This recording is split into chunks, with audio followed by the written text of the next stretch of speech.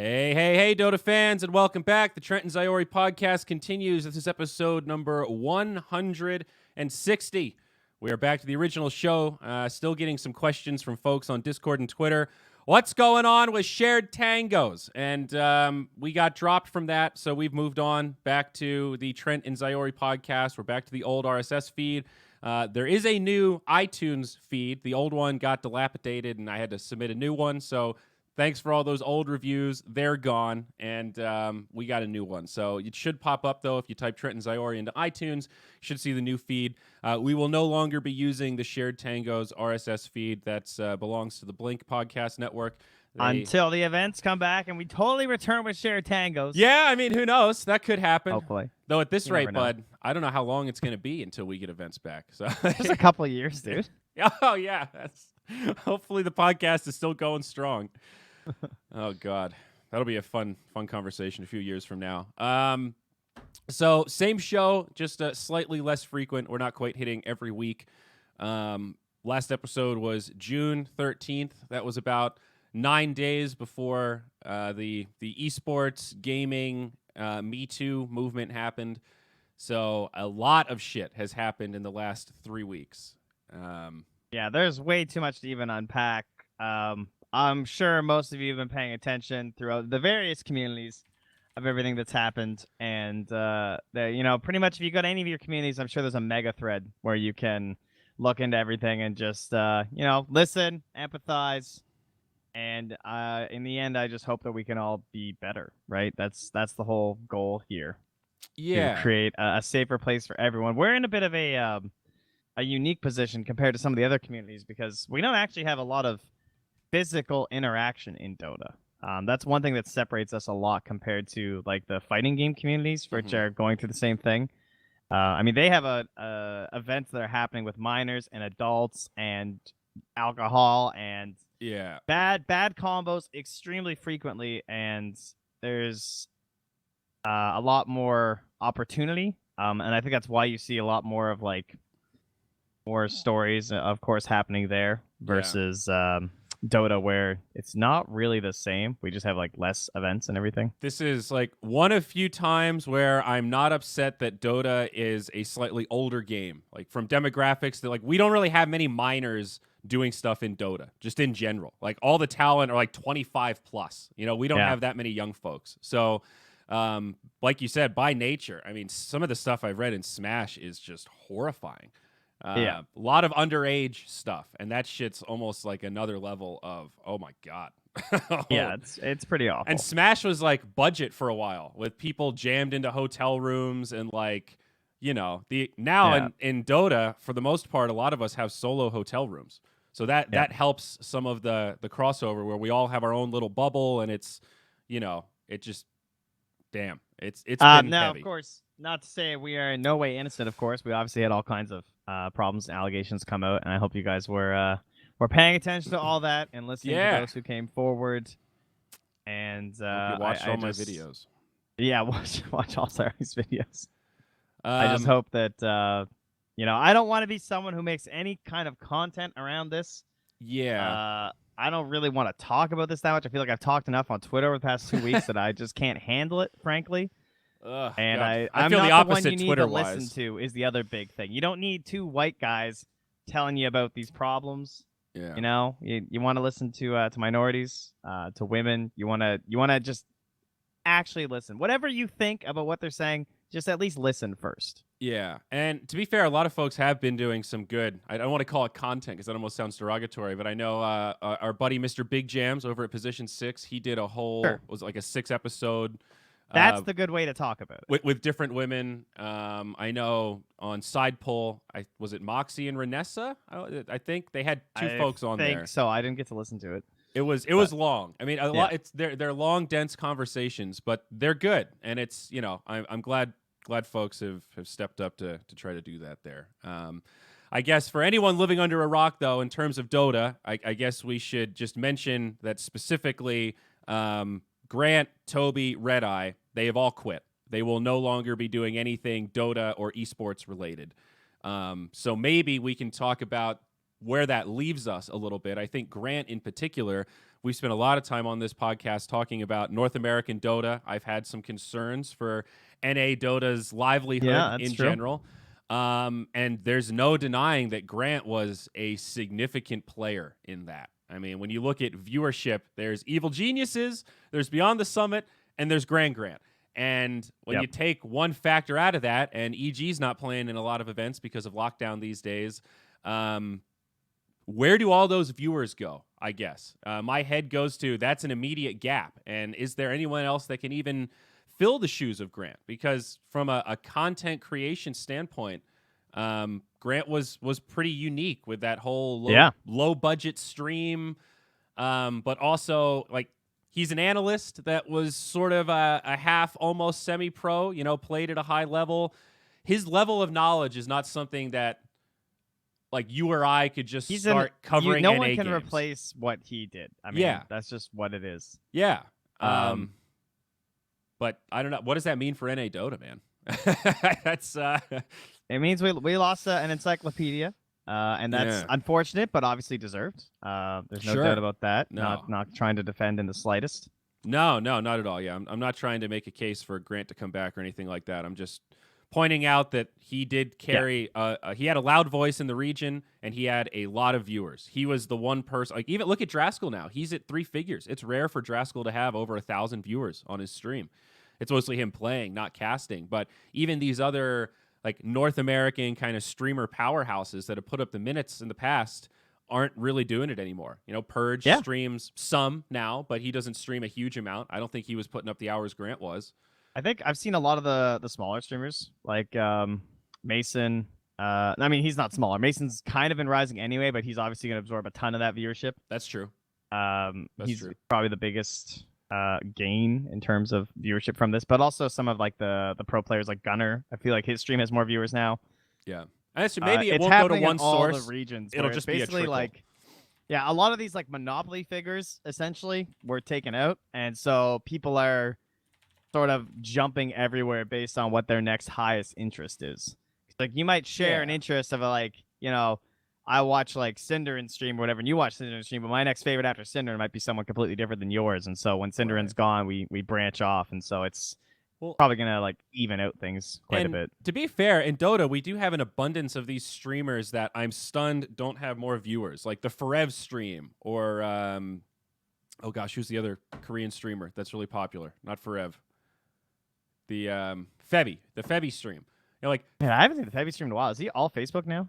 I'm not sure. Well, that might explain. Maybe Febby's a bad example. But even when he was on Twitch, I remember seeing his stream at like 300 viewers, 400 viewers. Like we have a number of underloved streams in Dota. Excalibur's is really good. It's been popping off too. I'm glad to see that because he has been on that grind for literal years, my man. Yeah. Steve has been putting in the hours for a long time, and he's another perfect example of, I don't watch his stream that much, admittedly, but I know it is pretty good content, and I chat with him on occasion.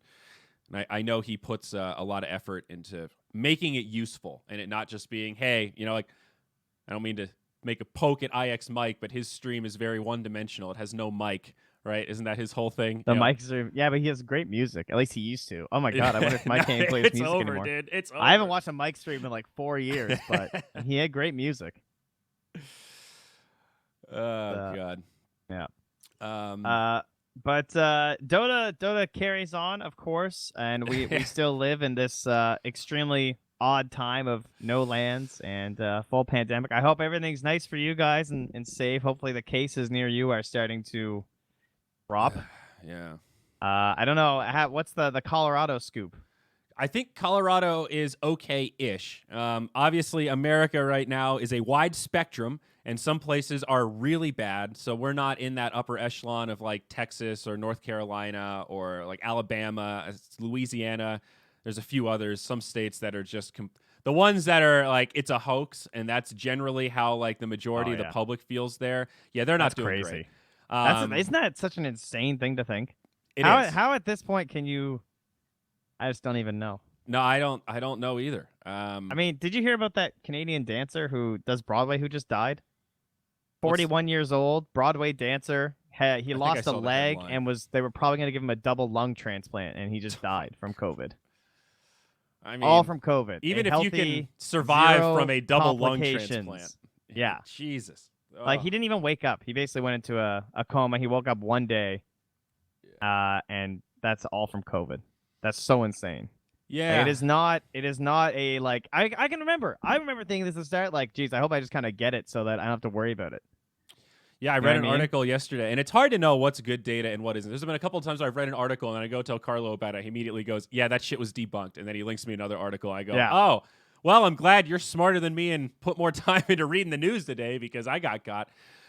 So who knows? But apparently the herd mentality approach might be kind of rough. I don't know if you actually become immune to it. I think there's been a number of Yeah, strange cases where people have been reinfected under different circumstances, and yeah, I don't know. I'm mostly just going grocery shopping and staying inside, dude. We're still playing it pretty safe. Yeah, wear the masks, stay inside.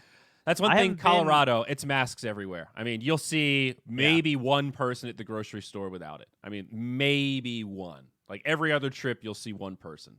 So Colorado's been doing pretty well. I went to the drugstore last night on the way back from like an errand out. But I wasn't getting out of the van, so I didn't take my mask, and I was like, oh, okay, well, I'll stop by, and I get to the store, and I'm just like, oh my god, I don't have my mask. What do I do? So I did go in. Dude. I felt bad. I apologized. I said, I'm really sorry. I was stopping by. They had plexiglass. And I was like, I'm really sorry. I usually have my mask. And they didn't care, obviously. But I still felt bad. That's so funny because I got my oil changed yesterday and I left my mask in my car by accident. And it was close enough to my house that I was going to walk home. But then I walked halfway and sat on a bench and went, maybe I'll just chill outside and wait. And then I got thirsty and wanted to go buy a coffee, but then didn't have a mask. And I was actually too scared to go to the coffee shop and kind of poke my head in and go, I lost my mask, but can you just bring me a coffee? I'll pay you. I'll tip you. I just sat outside and waited like a dunce. I just read my phone. I felt bad. I didn't know how to broach it. You know, our mask situation is you're allowed. We're down to we have one active case right now in all of Nova Scotia, and that was from an American traveling through the PEI. Nice one, America. So we're pretty good, obviously. So people are the masking is relaxing, but we're currently trying to decide if we're going to keep it permanent that you have to wear masks inside because obviously there's going to continue to be cases, as people travel in and everything. I'm still excited to see the data out of Sweden because they took that very tactful, hey, normal, healthy people, do your thing, and we're going to put extra protections on older or immune-compromised people. They already have all that welfare stuff in place, so it's like, hey, if you don't feel safe, you want to stay home, we got you. Everyone else, do your thing, and we also got you. And I think it's still TBD long-term if that's going to work out well for Sweden or if it's going to end up blowing up in their faces. I'm not sure. It's incredibly hard to tell. I think it's way too much to just jump. Yeah. No one knows the answer if what they did was good or not currently. They've basically said that they think they made a mistake at this point in some ways, but they say in other ways it was good. So there's until it's going to be years until we have full data and everything to say what really could help us the next time. But New Zealand slaying it, buddy. South Korea slaying it. If you want to go to the island, I'm ready. I didn't know you can go on Google Maps with a map of cases. That's weird. How's Greenland doing? I think Greenland's pretty clear. 13 recovered, 0 deaths. Way to go, Greenland. Heard Iceland as well. Vietnam has done surprisingly well. That was another one. I saw a big headline yesterday about Vietnam slaying it because they'd already been through something similar with the SARS stuff. So they already had a lot of the general knowledge and game plan in place of what to do. I like how Google does it by state for the U.S., and then for Canada, they just put us in a fucking blob. Well, you know. How dare they? Google is an American company, after all, Trent. Oh, yeah, I think you're so wonderful. Because you invented the internet. Oh, God. But you're not wrong, dude. Dota has not slowed down. We have had so much stuff. I took some time off the end of Beyond Epic. We were originally scheduled to cover some of those playoffs. And I took came up. I took a break. I was not in a position where I talked to BTS about it, and I appreciated them so much for not just saying, "Yeah, you're fired," and "Hey, how do you feel about this? Do you think that you should cast right now?" You know, they framed it in a way that I felt was very constructive and respectful of me being in a tough position. But I just felt like I couldn't go on camera and be funny.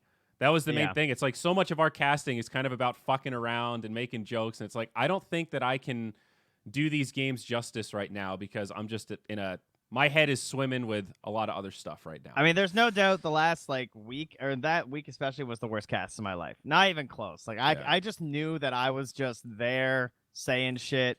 So and you it was sandbag just not Lizard? great. Is that what you're telling me? You got this opportunity to cast Actually, with this the rising. play-by-play I noticed was so much easier because I just shut my brain off. No offense, play-by-play casters, but holy shit, those were easy.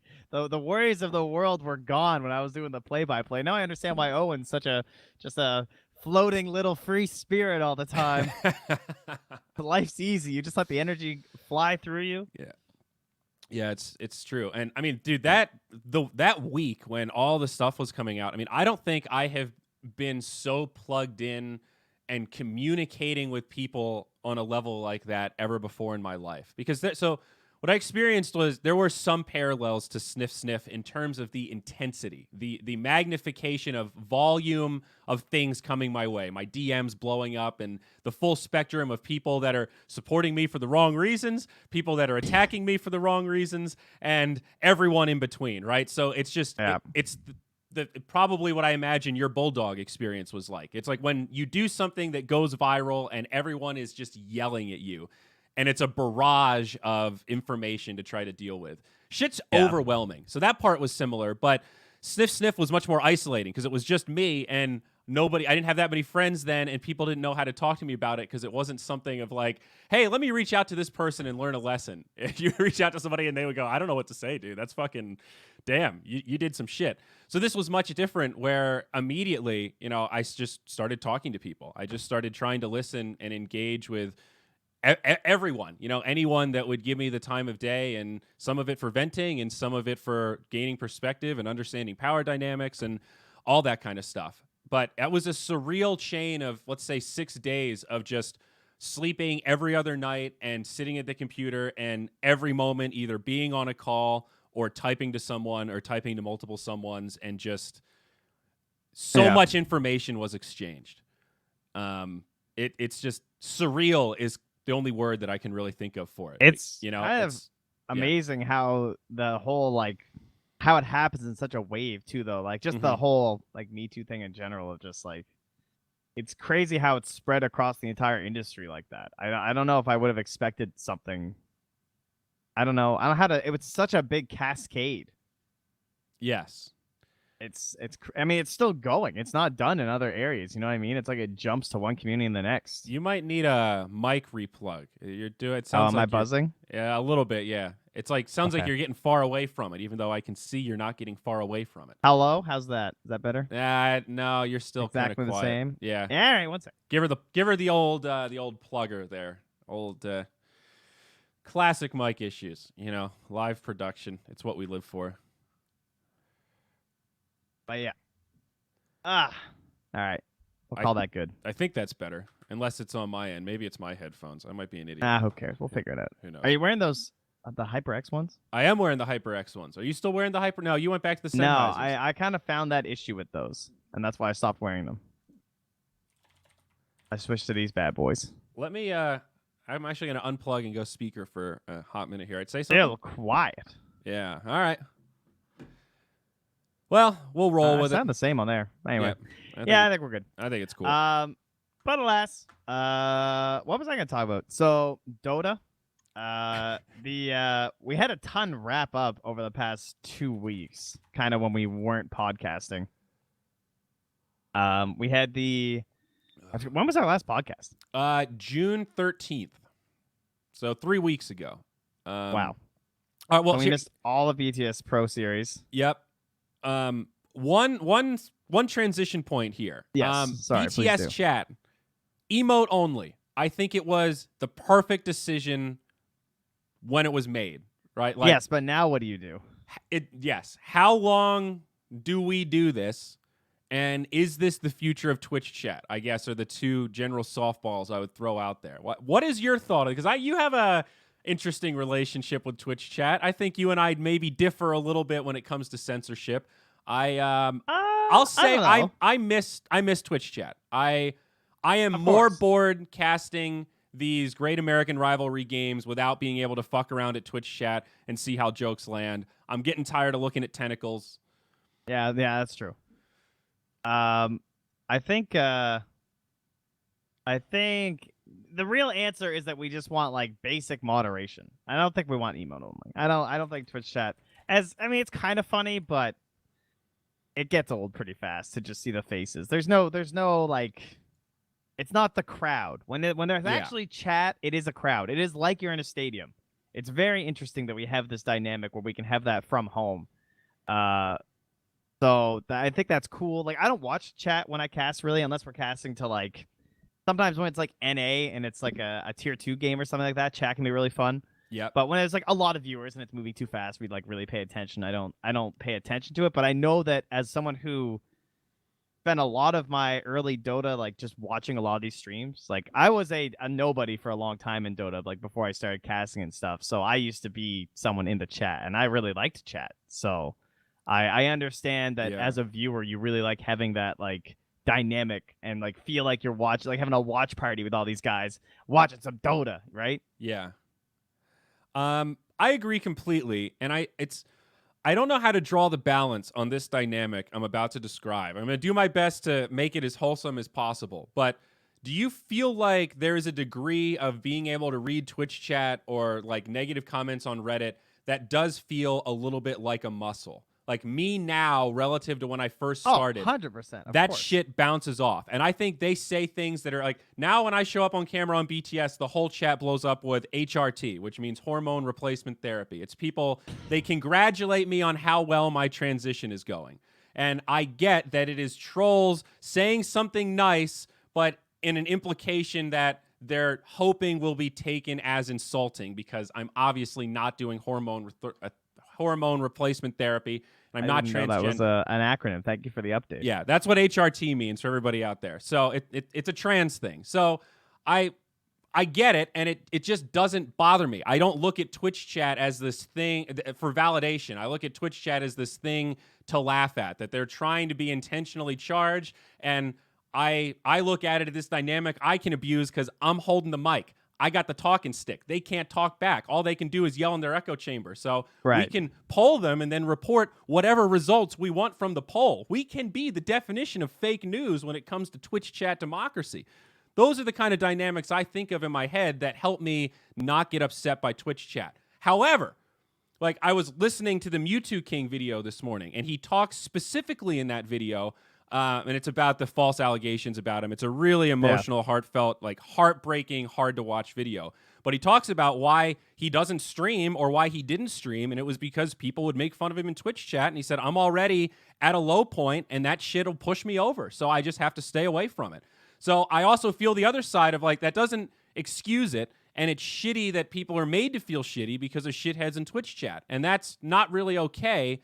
However, there is a dynamic of we can help, like, how do I present it in a way that it's like we can help, like Slack's helped me build that skill. He helped me go through Reddit threads, read them, laugh at the shit, and still take something away from it. I feel like that is a skill I developed. It was hard and painful, but there was a reward at the end of the tunnel for learning how to shape your perspective that way. I mean, I think that's valid for like learning criticism and stuff, but I don't think it makes any sense for like just doing Dota. Like, I mean, like Moxie, for example. I know Moxie's watching, but like Moxie's a very easy example of like literally every stream someone is going to put fucking woman, go back to the kitchen, make me a sandwich. Yeah. Like that's every fucking stream. Like what? Well, there's no value in seeing that as Moxie, right? Right.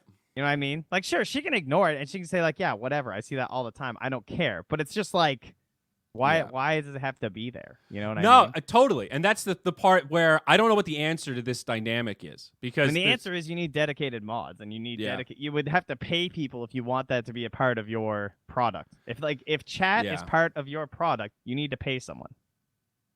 I mean, like what? Like you guys aren't real people. Like this guy was. I don't know why like 4 Bulldog fans all showed up, but hey guys, so Adolf Tryhard, dope tag. But it's like a racist and a sex offender having a podcast together. It's like you guys aren't real people. When you guys say that kind of stuff, That's like one of the best advice I ever got, or at least heard from someone. It's like, you guys, you're not real because you don't act like a real person when you're in Twitch chat, right? Yeah. Well, it's Like, that veil of anonymity thing. It yeah, changes the exactly. way you That's why they're interact. not real. Like, sure, you're actually there, but if you and I met face to face, you're not gonna act the same way. Right. You can ignore me, or maybe you'll be like, fuck you or whatever, but it's not the same. You're not real. Mm-hmm. So I don't really think of you as real. Hi, I am real. I'm here. I'm the human being who has to, like, you know, Yeah. interact with it a different way. Yeah. So in the end, I like the product of Twitch chat and I want people to have that. So I think that the moderation is the real answer. Yeah. You I know? think you're right. And it's no easy task. Like, God, dude, the week after the allegation started, that whole, and probably up until this point still, uh, all I could think was, man, these Reddit mods must be working overtime, Oh and my I God. don't think they're getting paid for this. And I mean, from what I didn't read everything on Reddit. I didn't read most of it, actually. I spent a lot of time away from Reddit. But the bits that I saw, it seemed like the mods did a really good job trying to maintain the mob without silencing the mob, and still, like, every thread would have those big stickies of, hey, here are all the posts leading up to this. Hey, this is the allegation. You know, like, they tried to organize it so that things at least had context around them, and it's just so hard because I think the Reddit mods that I've met and talked to at events have expressed this feeling of, we're not in the industry of censorship. You know, we're not trying to control the narrative beyond, we don't want people to be abused. And there is obviously a line there of people going too far. So we're always judging where that line is. But I don't think the Dota 2 mods are trying to control the narrative by, like, silencing people until it crosses the line of objective abuse. Do you know what I mean? They're always trying to, I feel like I'm not finding the right words, but they're always trying to find that balance, and it's not an easy task. Right, and like they're struggling with a big team of doing that, and in Twitch chat you have to kind of do the same thing, but it's at a like a race car pace. Yes. And they're also not getting paid. I mean, the Reddit mods either. But I think with the money that you're making off of your Twitch stream, you should be able to pay people to do it. Yeah. Yeah. I think that's fair. Remind me next time we do a Moonduck event that we need to hire a Twitch chat moderator, because I don't think that's ever been in any of our budgets. And it also, like, you have to come up with a rule set for moderation too.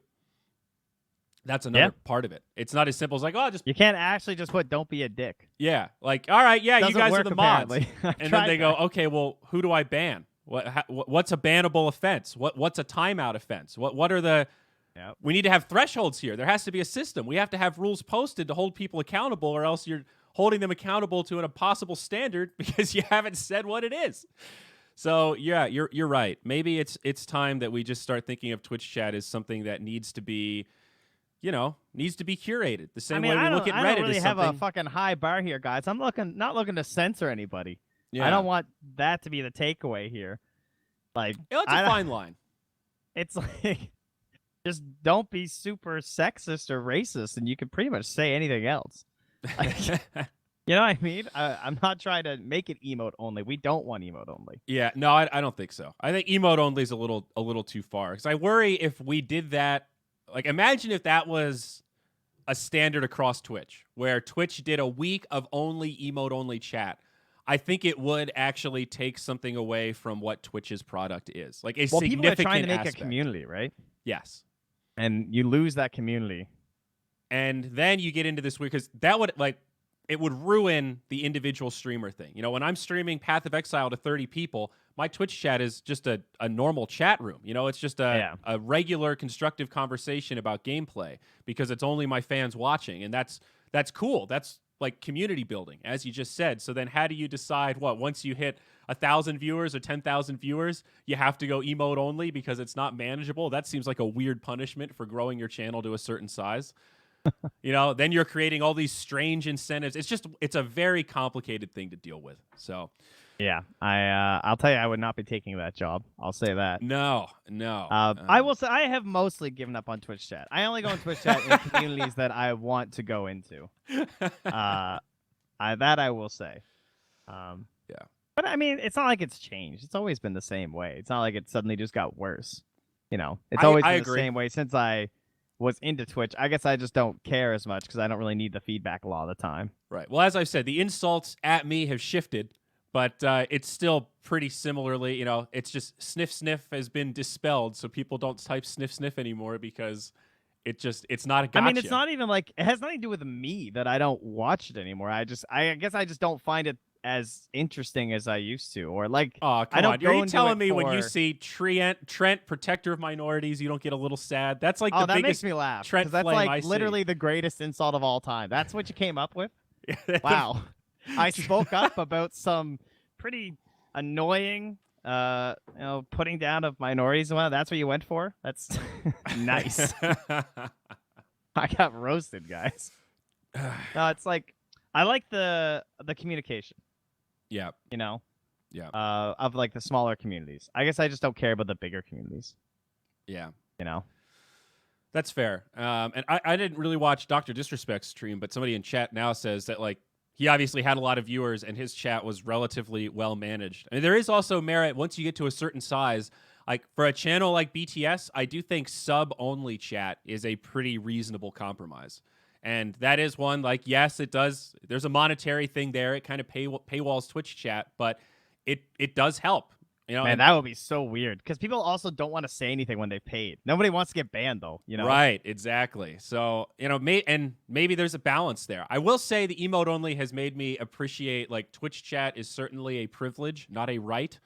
So maybe we shouldn't totally take it for granted. Twitch chatters, Twitch could remove it at any moment, and then how would I get instant feedback on how bad my jokes are? Then what would we do? Oh, I mean, even for TV shows, have you watched John Oliver at all recently where he doesn't have an audience? It's weird watching those shows where they make jokes and then people laugh without a live studio audience. It's sort of not funny. It's awkward when he like makes a joke and then he stares into the camera and I'm like, oh, I'm supposed to laugh right now. That's why he's pausing. But it just comes off as like an awkward pause because there's nothing filling the space. They should use a really obvious laugh track. I think that would be funny. Yeah. Well, they could probably get away with it. By the way, theory on Dr. Disrespect. Yeah, you know what? You just mentioned that, and I went, "Oh yeah, I kind of forgot about that." I did too, and I woke up this morning and searched, has this been solved yet? And no, he was banned from Twitch. His final clip was very weird. He seemed to know that something was coming. He said, we're going to get through this, champions. He tweeted something like weirdly well written about how Twitch didn't give him a reason as to why he was banned, indicating that he might still know the reason. Twitch just didn't communicate it to him. He was just banned flat out. And it's been over a week now, and everyone has assumed that it's some sort of Me Too related situation because Twitch was under heavy fire. I guess we didn't talk about that, but you know, all of this stuff wasn't just in Dota and like Smash and esports. It's big stuff. I mean, there were some like Magic the Gathering was affected. There's like C-level people that have stepped down from positions now. Twitch went under heavy fire, being accused of not applying bans equally to people that had done stuff that was pretty egregious. So I don't know what to think. Is Dr. Disrespect like, was this a publicity stunt that just actually took place at the worst time possible? That seems a little hard to believe. And now it's been way too long at this point. Yeah, it's got to be real. There's no way. I mean, the best theory I heard was that there might be actual legal implications, and that's why no one has said anything, because Twitch doesn't want to, they don't want to say anything and get pulled into a legal case or anything defamation related on that scale. You got to remember, we're talking about people with huge money. So the lawsuits and stuff are much more appealing. And Twitch also has a lot of money. So they're always going to do the thing that gives them the least amount of legal risk, if that makes sense. And in this case, it's, yep, we banned him. That's all we're saying. Yeah, it is very strange to be a giant nothing. And especially because there's so many leaks in everything ever that it's kind of shocking that this hasn't been leaked yet. Yeah. I remember there were people tweeting within like minutes of it saying they had found out from someone at Twitch, but then we're like, I can't say. So that makes me think it's a very sensitive legal issue. I think it's going to end up being like more like a tax thing or something. That's possible. Although I don't know if they would ban him outright for that. Like Crazy Mango makes a good point. You remember Doc streaming walking into the bathroom at an event? Yeah. Yeah. The dude doesn't have great judgment. I'll give you that. I remember watching that video and going, oh my God, why would you do this? What did you I think just think people it's would be like doing in the restroom? I feel like it's someone from like the IRS or whatever was like, "Yo, Twitch, end this guy. Investigation. Show us all his forms," and they just banned him because they didn't want anything to do with it. See, I thought in that case the IRS just starts trimming your checks. They send a letter to Twitch, and then Twitch has to send 30% of the money to the IRS before it goes to the streamer. They just put like I forget what that's called. That's not a Yeah, I don't lien. know, but I guess I'm assuming it's more than just a simple like, oh, he didn't I pay his see. taxes. Like I'm wondering if it's like worse. The But who IRS knows? is weird. Man. Again, it's all just complete no fucking clue because we don't have Yeah. any info. Exactly. All Yeah. right. Well, I was thinking you might have a bold prediction. So it's like the Trent Packs bracket fill out that you want to have some bragging rights in 2 weeks when we actually get the scoop, because there will be a story on this. I mean, this is one that it's not like this is it. We are eventually going to hear something. Eventually, he'll be named in a court case or something will happen somewhere. I imagine, right? There's no way it'll just drift off into the nether of the Unless internet. it is a completely private matter between him and Twitch. That is possible. Like, what if he did, like someone's saying, like, what if he just broke something in the Twitch contract? And here's the thing, though. It would have to be something that Twitch would really, really, really, really hate because they make a lot of money off of Dr. Disrespect. Why would they want him to be gone? Right. No, totally. So you're right that that's possible, but I see that as such a small percent chance. Because, like, just... Yeah, I don't know. That is a pretty crazy mystery, though, for like one of the biggest faces on the platform. Especially because didn't he just sign a new deal with them? I seem to remember. I think so. It wasn't that long ago. It hadn't been long. And again, I'm not a big Dr. Disrespect Oh my god, fan. dude, we've missed so much. I don't really watch the his past 3 stream, weeks. but yeah, I watched it for a little bit when PUBG came out, but I got kind of tired of it. I mean, he was kind of funny, but he kind of seemed like an ass. well, it's appealing to a younger demographic. I don't think we're Yes. his target demographic. To us, it Yeah. seems kind of stupid and fake, but that like stupid movie production bullshit gets young people excited. So I don't get it, but I get that other people get it. So whatever. Yeah. I mean, we also, I guess it's been so long, we weren't around for the whole Mixer thing, right? When Mixer died? Holy we weren't shit! podcasting then, were we? Holy shit! You're right, man. That forgot about happened that. before a lot of these allegations came out. I guess Yeah. it was in the middle of it. So I read it, and then it just went in one ear and fell out the other. Yeah, Mixer is officially dead. So Shroud and Ninja got the bag and got out. Yeah, and so Mixer is being sold to Facebook, I think, somehow. So I think Yeah, that's some sort of a partnership thing, yeah. Yeah, so Microsoft, I think, has found this awesome way to dump this terrible... I mean, Mixer is a good platform from a tech standpoint. There's nothing wrong with it that way. It's probably better than Twitch in some technical aspects. It reminds me of Hitbox when it was out, right? Yes. Where they had, like, way better features than Twitch. Yep. But my emotes are every time. It's a community thing. It's like once you're locked Yeah. on a platform, it's, we know, right? That's the genius of Valve. Build a platform, get people to use your platform. You get a cut of everything. They can do whatever they want as long as it's on your platform. And that's one thing Facebook gaming is missing, right? Like the discovery on Facebook is terrible. It's still social media first, streaming second. So if Mixer were like a subset of Facebook Live, I could see a world where that would be a value add to what Facebook is trying to do. I don't know that it'll save Facebook in the regions that really matter, but hey, I don't know if you've looked at stocks recently. Most tech stocks are booming right now. Facebook is not really booming. It's like, well, they're losing advertisers, right? Yeah, they're losing advertisers, and the millennial hate. Millennials are starting to drive some of the stock market. Tesla's up to $1,400 a share. Thanks, millennials. Facebook, $350 a share right now. Not that great. Not that great. Amazon's over 3,000 now. Nvidia's what happens up to the like stock 50. when they announce that Musk is going to be running as Kanye's VP in his not even filed presidential campaign? It's going to go through the fucking roof, dude. Does it go up or down? Yeah. So, all right.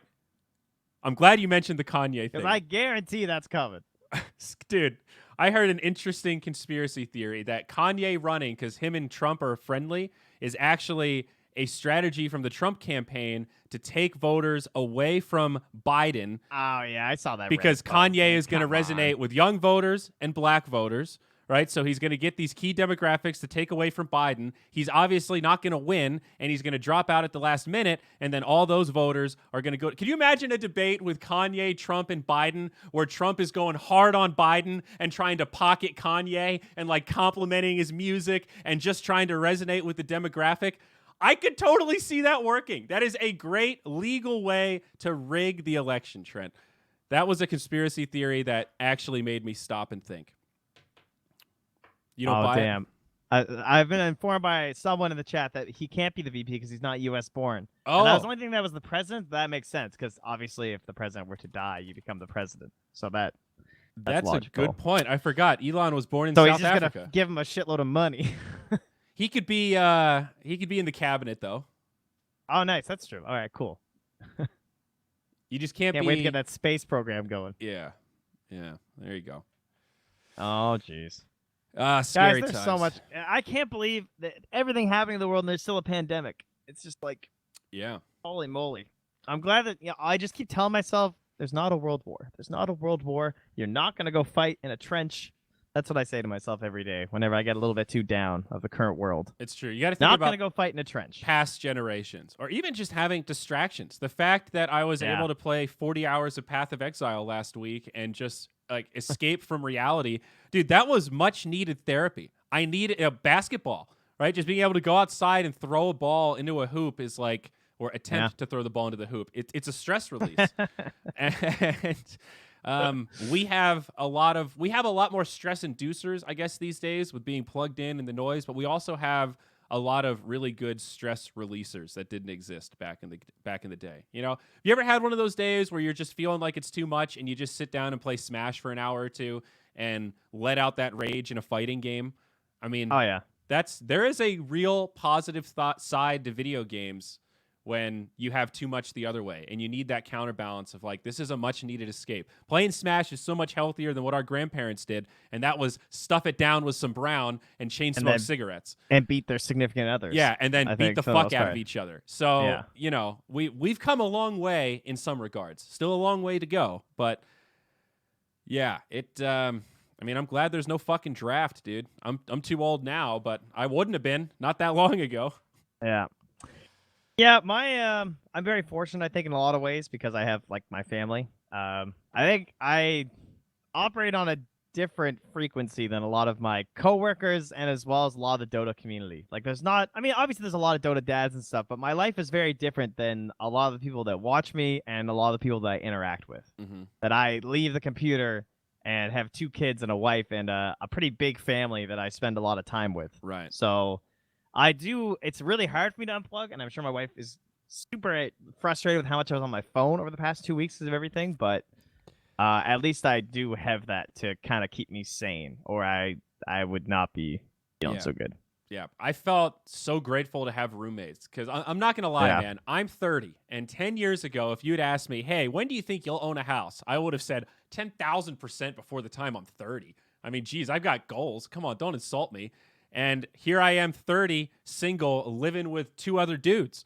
And I don't know, sometimes I wake up and feel a little old to be in that model. I mean, you're younger than me and you've got 2 kids and you've been married for, half a decade or some shit. I think about that sometimes. I think about that sometimes. Sometimes I think about how good your life is and try to live vicariously through it. But have you seen my new minivan?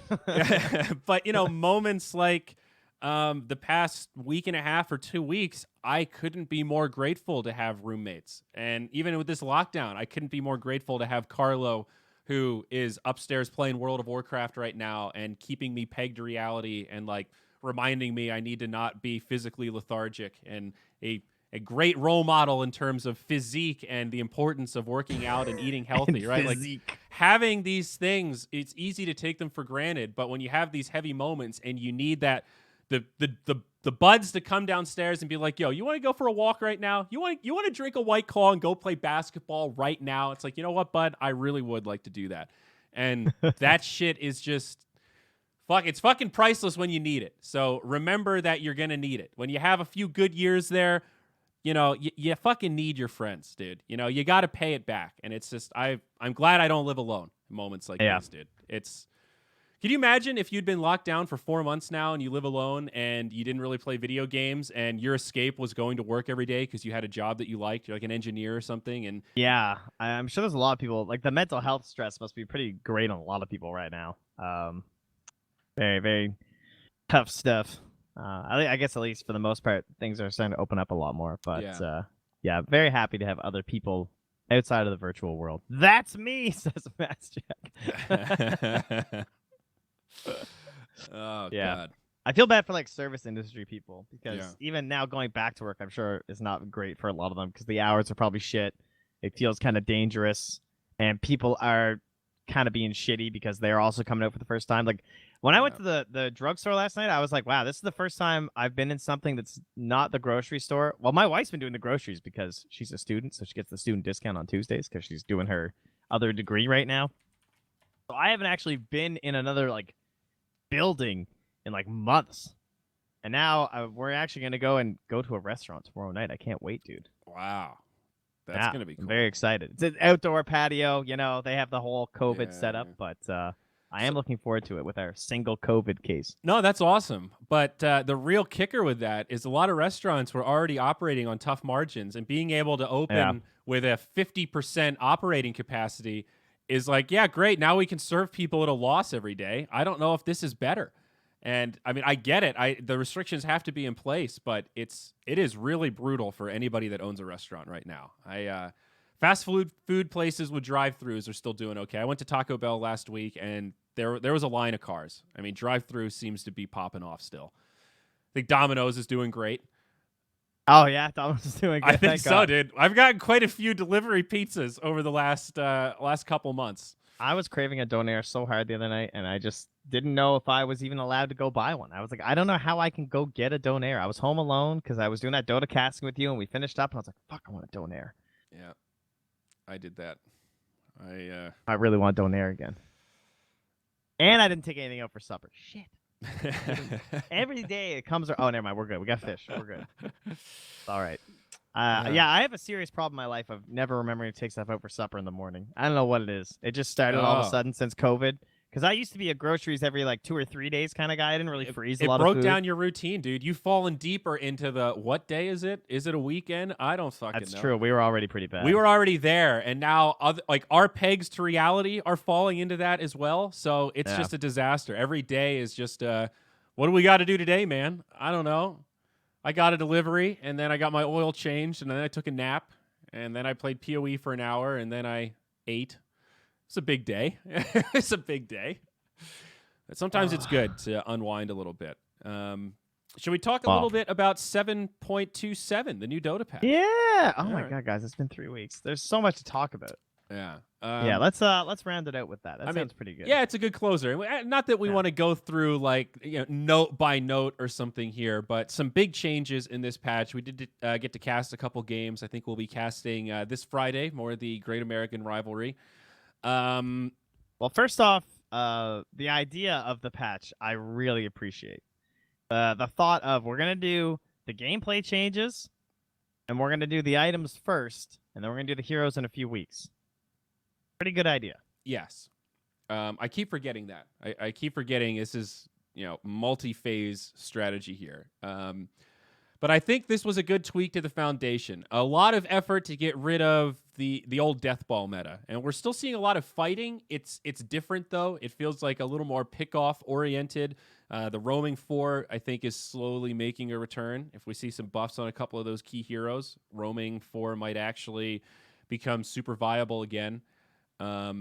Moved the jungle around and limited how much we can manipulate creeps even more, which I'm taking it away. I'm pretty okay with. Dota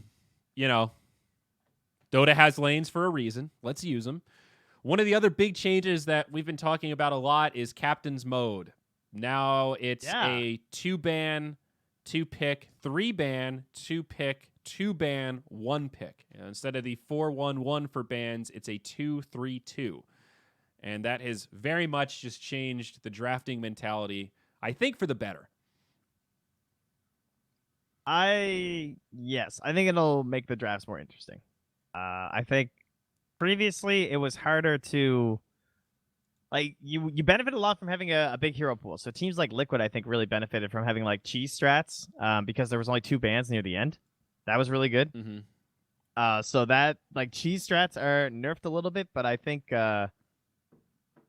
you're going to be rewarded if you can build your strategies with a lot of like variable heroes, I guess. Like, don't rely on the same, like, okay, they banned these 4 heroes, so now we're gonna do this whole strat because only 2 of them can get banned now, right? Whereas now, if there's 2 bans, then you pick some heroes, you're already kind of locking into your strat. Couple more bans, get a couple more heroes. Like, there's more time for your opponent to actually counterplay what you're opening up with compared to the previous version.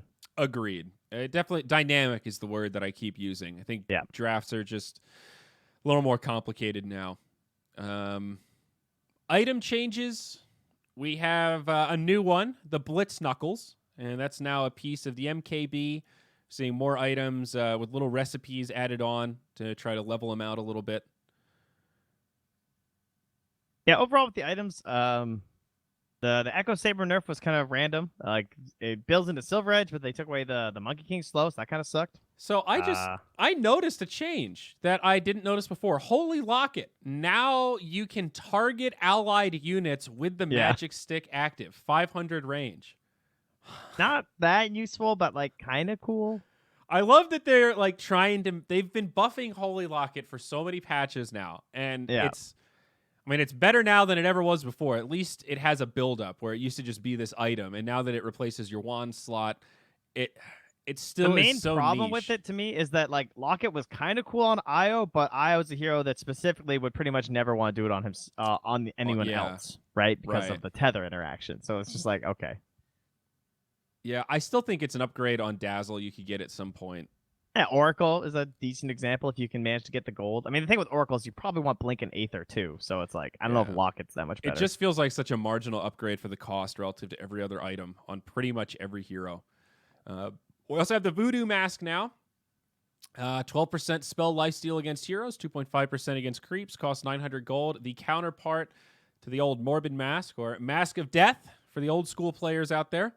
And now the Voodoo Mask is a part of Octarine Core, so kind of cool. Not an item we'll see casually too often, I don't think. Yeah, it's like a couple heroes where it seems all right. I was bummed that Trident wasn't removed as a tier 5 and added into the game, though, as just a purchasable item. I'm still waiting for that change, Trent. It's going to happen. Mark my words. Timestamp this fucking podcast, because a year from now, when that item just becomes an item, I'm going to be looking like a god. I'm telling you. Like Suns fan. Yep. We're saying the same thing. Dude, the Trident is coming. Just you wait. So, we actually... Wait, what's going on? Why is this happening? And the other... Blade Mail. This was an item we hadn't talked about during casting at all. I don't think we saw it picked up once, but now it has a passive component that returns 20 plus 20% of attack damage. So they lowered the active from 100 to 80, but now it's just always kicking damage back. Is that a buff? I think so. It's kind of a per hero thing.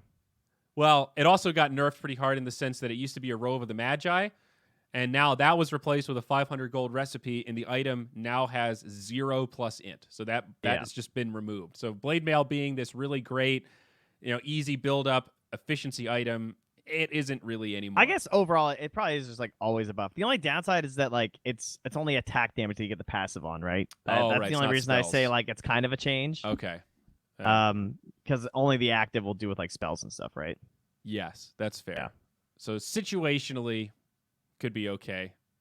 I was saying that like in terms of is there any other like big items? Not really, right? It's like for the most part the items not humongous changes, slight nerfs to the really broken ones. Shiva's got the Spirit Vessel healing aura reduction now instead. Yeah, Spirit Vessel is now more of like a single target focus again, as opposed to having the aura to help out. Yeah. But the idea of the heroes too. So all of your zoo heroes that you guys were struggling versus, they got destroyed. Lycan dropped like 6% win rate. Visage similarly, like 4% or something. And now we're in the stage of people starting to try and figure out like what are the best heroes right now. So currently, our boy Wraith King, Zeus, Spectre, Lone Druid, and Animage are kind of crushing it. I think AM is going to end up being like AM and Spectre are going to be the 2 big heroes this patch. That's my prediction. I think those are what our pro games are going to look like. The conspiracy theories begin, Trent. Anti-Mage, I'm telling you, dude. Highest win rate as the Arcana drops. Persona, please. Okay, Your Persona. term's correct. I'm sorry. You're right. It's a Persona. Yep. It's a lady. Oh yeah, she's gonna be looking real good. That's a good point. We do need Pudge buffs though. Is the Pudge one out? No. No, not yet. Okay.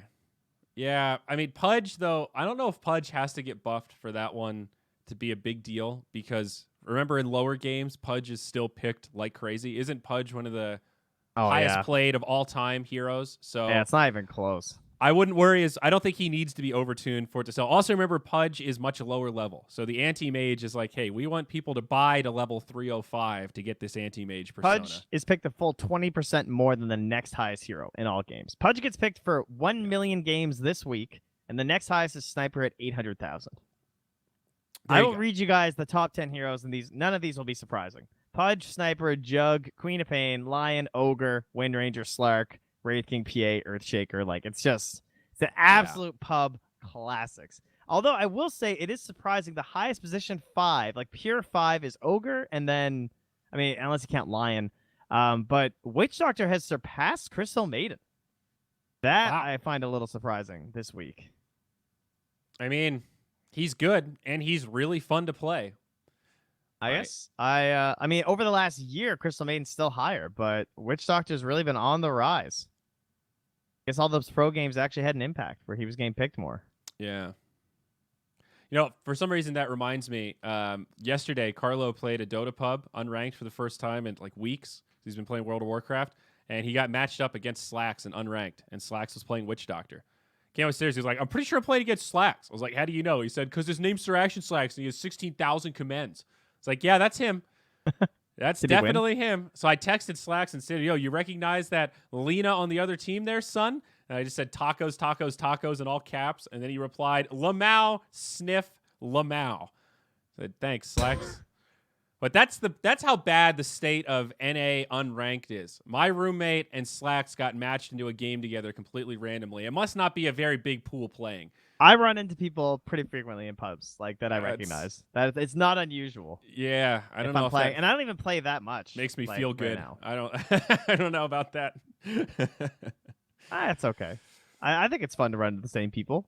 It's exciting. Oh, I mean, yes, it's fun from that aspect. I mean, from a meta aspect of shouldn't there be more players in the pool that this happens less frequently?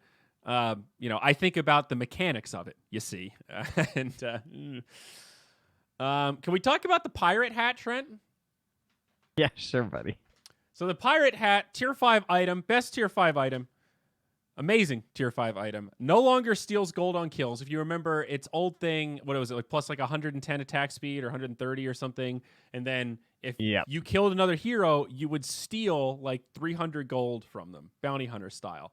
Now, sounds good, but remember, a tier 5 item, 60 minutes at that point, what's 200 or 300 gold? It doesn't actually give you any kind of an advantage, even if you get a rampage. So now they've changed it. Can be activated to dig up bounty runes with a 100% success rate and a 40-second cooldown. So it takes like 1 second to dig. The power shovel. You know? Yeah. And it's 150 attack speed. 150. All right. Yeah. So I actually thought this was pretty good, and then I think you immediately said, yeah, but who gives a shit about bounty runes every 40 seconds? It's 65 minutes. To which I thought and realized you're exactly right. I don't even know if this is a buff. I think it gives you buyback. That's what we said. I mean, that's kind of cool. I guess bounty runes are worth quite a bit at 60 minutes. And 40-second cooldown is no joke. I mean, that is a lot of bounty runes, dude. I mean, the way I would phrase it is it's still at 150 attack speed. So it's still going to be good for the same reasons it was good before. And now it's just like more reliable because you don't need kills. And if the game's stalling out, it's at least doing something. Yeah. Right? Yeah. Hey, it's reliable gold, guys. Don't downplay reliable gold. Now that got changed too. That's very helpful. Yeah. And one of the other changes with neutrals is that you can't get consumables of the same tier anymore. So now you get you only get one. So you can't get jelly and mango tree at the same time. You can't get greater fairy fire and repair kit. Yeah. Are those the only two? I think so. I think so, yeah. Nice little change there. I don't know how much that matters. A lot of the neutral items did get nerfed a little tweak. It felt sort of analogous to the talents, where a lot of them got tuned down. I guess Titan Sliver did get a bit of a buff, it's just a rebalance. Instead of it being 16% base damage and status resistance, now it's 20% base damage and 12% status resistance. So less tanky, really? more damage. Yeah. When did that happen? This patch? 7.27. Oh, I missed that one. Really? Yeah. I don't even see that. Well, scroll down to the bottom. Oh, yeah. I guess I scrolled right past it. Huh. So, Interesting. Little changes like that, like Orb of Destruction, one of the better items. Now the slow was increased, but armor reduction was lowered from 5 to 4. So slightly more utility, but less raw damage output. Magic Lamp got buffed up a little bit, a little extra HP for you. Man, 20% base damage on some heroes is really nice, though, compared to 16. Yeah, it's like a real Morphs damage or item whatever. now. Pretty cool. So it feels like steps in the right direction. As you said, looking forward to the future changes coming out. Yeah, what's going to be interesting to me is what ends up happening after the hero tweaks and when they go for the next patch, if they do it in the same order again or if they try and change it. What if they did heroes first and then items? Like what? To me, it makes the most sense to do it this way. That would be my initial reaction. But yeah, we've never really done it in a phased patch like this. So I'm curious to see what the results look like. If we're going by the typical style of patching into like, okay, well, so then who have the worst win rates in pubs? Who do we need to buff? Then like some heroes are exempt from that. Like Io, of course, doesn't get buffed based on pub games, whereas like other heroes kind of do. Like right now, like Leshrac is, oh my god, some of the pub heroes are pretty crazy. Leshrac's like 44% win rate. Oracle's down 45, kind of like Io. Doesn't necessarily rely too much on pub data. But, I mean, Chen, same thing. Tiny only at 44%. That's a little surprising. You would think that Tiny would fit pretty well into this. I guess because all of his item builds have just been so nerfed over time that we haven't really figured out what's best to make like support Tiny good or core Tiny. There's still a lot of figuring out to be done. And I mean, honestly, this is a good time for this to happen because if this were during DPC, it's pretty costly to roll these patches out slowly and have some tournaments just kind of be caught in the middle where it's like, all right, we're on phase 2 of 3. We know the game isn't really balanced right now, but we're going to make the best of it. That is like a weird silver lining about this time with no DPC events. It's also like, because it's online tournaments, a patch is, for the most part, exciting. Yes. It's like, oh, hey, new patch. That means I'm going to be more willing to watch this online tournament that maybe I wasn't that interested in before. Mm-hmm. We also, I guess, should mention Team Secret, by and large. And I don't use the Gosu Gamers site for anything except their ELO system. I actually find their team rankings to be pretty fucking good.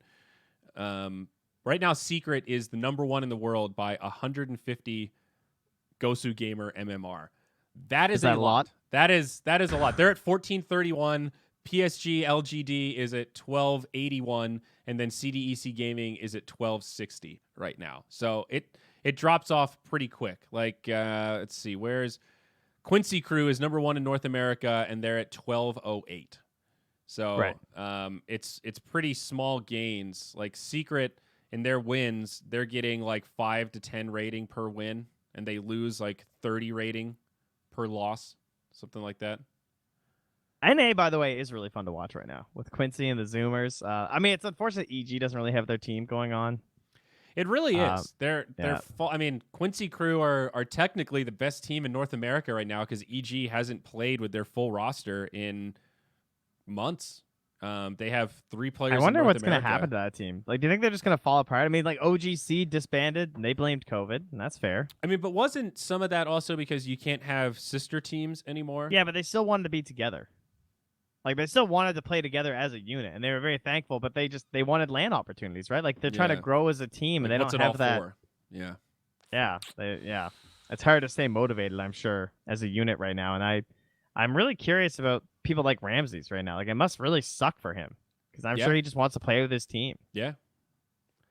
I mean, I want to know how Secret feel right now, because breaking it in. But is it even satisfying? Is you're like it's one thing. I bet winning a major on LAN has to be super satisfying because there's no Yes. excuses, right? There's no ping, the pressure's there, and it's like you showed up when all of it was on the line for big money.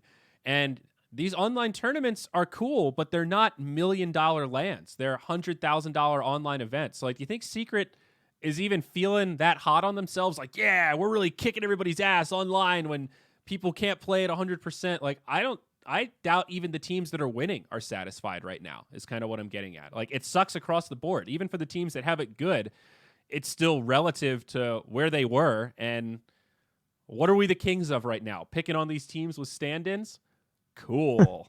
Look at us, guys. I don't know. I'm curious. Like, I really have no idea what the mentality of Secret's like, I think it's good for someone like Secret because at least they're in a region where they're playing against other top teams. Like they are playing against like Sure, at least I mean, Europe's yeah, sure. close. OG has Yeah. like some ping issues, but like Nigma, Liquid, even Alliance were looking pretty strong for a little bit, even though they have like their new lineup. But like FNG's kind of sick, so Mhm. I mean they're still slaying it, and like they're not just winning; they are like They're dominating. You know what I mean? Like ping or whatever or stand-ins is just like goddamn. Like Secret is just.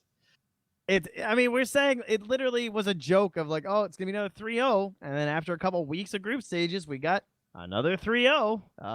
Yeah. Some- I mean, some so Secret is disgusting taking time off performances. though, right? Are they knee deep in Yes, vacation? they're off for right all now? of July. Okay. All right. That's Yep. well earned, well deserved, boys. Speaking of EU, and I'm gonna slam this on my table some more. I don't know if that comes through on the mic, but I'm upset. What the hell is going on with Seneko?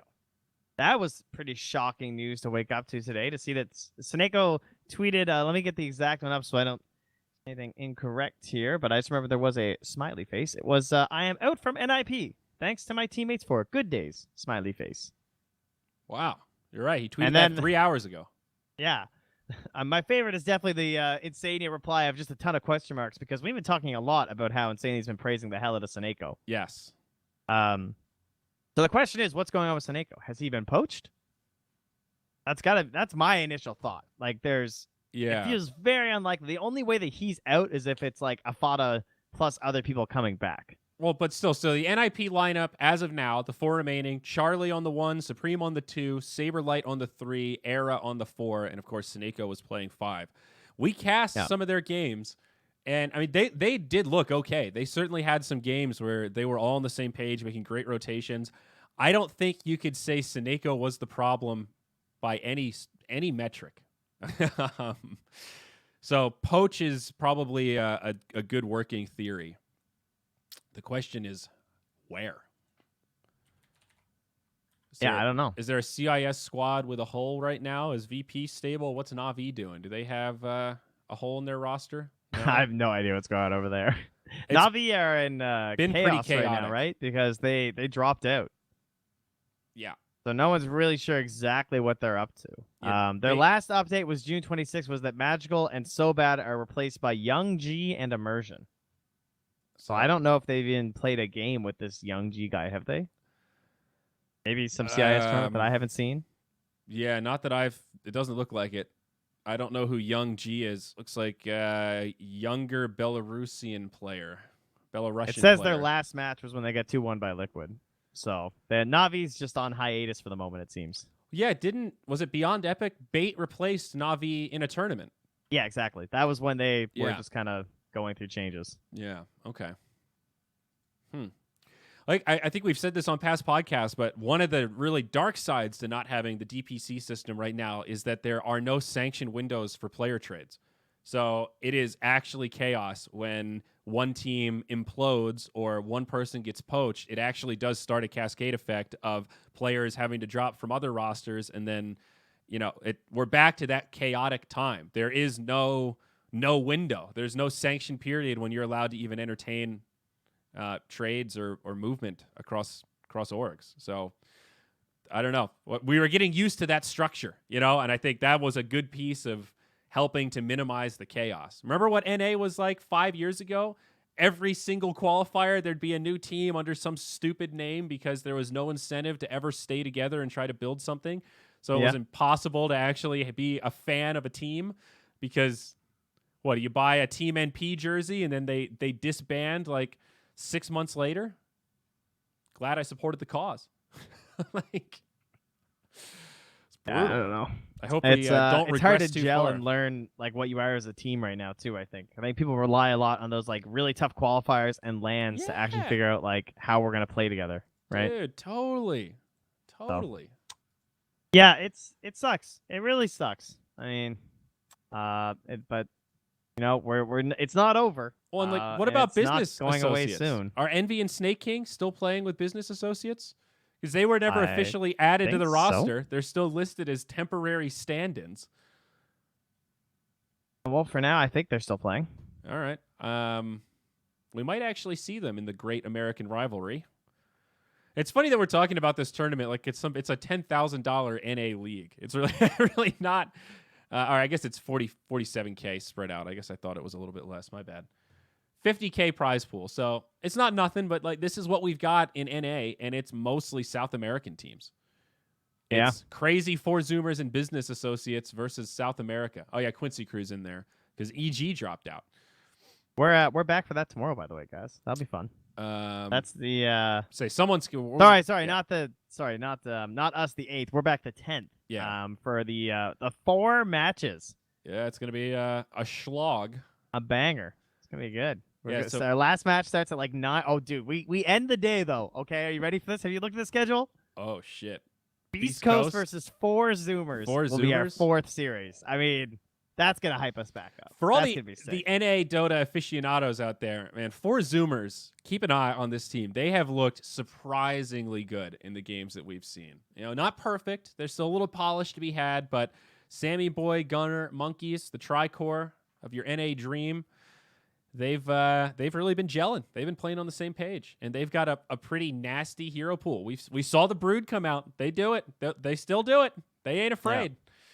I see you guys talking about Europe League and how there's not a lot of EU Dota going on. It's true. But Beyond here's Epic what I'll just say. ended. So Here's what you do, guys. All right, you find yourself the VODs or whatever of be it YouTube or on the Twitch things, and go back and watch China. Try not to spoil yourself. I mean, maybe you will, but there's still extremely good competition happening in China right now. There's an up and coming team called Sparking Arrow Gaming. They won the Beyond Epic China. And then they got knocked out in groups of the Dota Pit League. So you don't even know what to expect. Okay. You know, I just looked at Liquipedia, and you're right. There actually is a lack of big European tournaments for the first time since the lockdown started. We had Dota Pit, we had WePlay dive right in, we've had Beyond Epic. And I'm starting to wonder. So someone pointed out to me that there is about to be a really big gap in content. You know, a lot of stand-up comedians have been talking about this on podcasts as well. Like, a lot of people had works in progress when the lockdown started. So, like Jim Jeffries has a special coming out today. Bill Burr had something released, and he said that was it. And for the last, lockdown time, I haven't been working on anything new. So, a lot of the movies that have come out, like The King of Staten Island and all these other flicks, they were in production when lockdown started. So, the release came. There's been no new production. Everything's been shut down. So, are the tournaments in Dota going to follow that same kind of trend where the leagues we were seeing before, you already have these sponsors, ESL has all this stuff locked up. They say, okay, guys, we're going to pivot. We have to go online. This is our, it's not as good, but it's the best we can do to fulfill the contracts we've already put in place and not lose our vested capital. That's a sunk cost at this point. That's a fair point. Yeah. It all depends on the sponsors. No new development is coming. All those sponsors are like, phew, thank God we got out of that mess. We were able to salvage it without too big of a loss. Who are the people building this next wave of tournaments right now? You think DreamHack is looking at, I can't wait to spend $2 million on this next Dota production? We still have studio sponsors, so there's still going to be some sponsorship goals that need to be met, I'm sure. Some. Right? But so that's good. It's a scary dynamic, though. Yes. You have to think about the production schedule it's delayed from when you actually see the events. Most events take 6 to 12 months of planning minimum. So you don't see the effect of everything on hold until 6 to 12 months down the line when the gap is realized. I'm going to throw the free idea for anyone listening and who has money. But if the European teams are looking for a break, because that's probably what's going to happen. Remember all that talk about Puppy starting the in-house league and everything with Face It and stuff, and that just literally never happened? Mm-hmm. Wasn't that 2 months ago? Yeah, that's true. I mean, if they hate pubs so much, it would be kind of nice to someone might as well just start an FPL league or something so that they have something to do if teams don't want to compete in tournaments right now. That's true. I mean, We Play might come back to save us. There could be another Pushka league. I think that's a fair point. Yep. As mentioned, I in saw Twitch Rich chat. was tweeting. Should I host another Dota tournament? Oh, I saw that, Rich. Huh? All right. A little teaser there. Something Yeah, coming in. yeah. Okay. All right. Yeah. So, Let's me hope ask- that the doldrum isn't too long. Yeah, for sure. Let me ask you something, bud. Let's say tomorrow it was announced that ESL is doing another event similar to what LA turned into. 20 days, BTS studio coverage without an audience, but casters on LAN in the BTS office. You get invited. Are you going? Are you risking the COVID? Are you getting on a plane Can to fly I to legally California? even do that? I know Americans can't go to Europe, but I guess I think you that's could true. come to America. Let's assume that you can get through the border. yes, I can come, but I would have to quarantine for 2 on the way back. That sounds likely. I mean, that I don't know what the Canada policy is, but potentially yes. Yeah, so no, I will not be doing that because that would theoretically I would have to self-isolate upon my return, which means I would have to come home and not hang out with my kids or my wife for 2 weeks. You'd have to go live in the theoretically. cabin for 2 weeks or something. Yeah, I'd have to go to the cottage or something. Shit. Oh wow, this is sounding better and better. I'd have to go hang out at the lake for 2 weeks. Can't get in the lake though. You don't want to contaminate it. But yeah, no, I'm not going to do that. You don't have a number? What if they paid you for the 2 weeks? No, there's no number. With the unknown quarantine. complications of COVID, no number. Yeah, okay. Healthy 41-year-old dying. I no think thanks. I would do it. I'm good. I think I would do it. I think if God's called me tomorrow and said, "Yo, we're doing the same thing. It's 21 days." Sure. If 3 I was you, weeks. I would drive there. Exactly. That's what I was 100%. thinking. I'm like, I think I would just drive because then I Yeah. wouldn't have to worry about Ubers or anything. I'd have my own little, contamination zone. I think I would very strongly consider it. But flying is a little scary right now. My trip, I had flights to go home in like a week and a half, and it's canceled. Jersey upped their restrictions. Now, if your state is in the top 10% of all the states in terms of infection, you're not allowed to come to New Jersey. So Colorado's not on that list right now, but we were worried about maybe getting stuck or not being able to come back because Jersey is also very high on that list. So, yeah, we bagged it. We might do a road trip at some point. I like the idea of driving to locations. I'll work any land in North America, but sorry, Europe. Planes are just so scary to me. I feel like of all the ways to get Yeah, I'm out on contaminated, that. the recycled air, you're stuck like middle seat, you're stuck this close to people. I can't imagine how many people walk on the plane with a mask on and then take it off as soon as they sit down and buckle their seatbelt, Because I don't think legally you have to wear it on the flight. I think it's recommended, but what do they do? Kick you off the plane if you take your mask off? There's no... Yeah, I already hated flying before COVID, man. The giant fart tube. Planes are disgusting.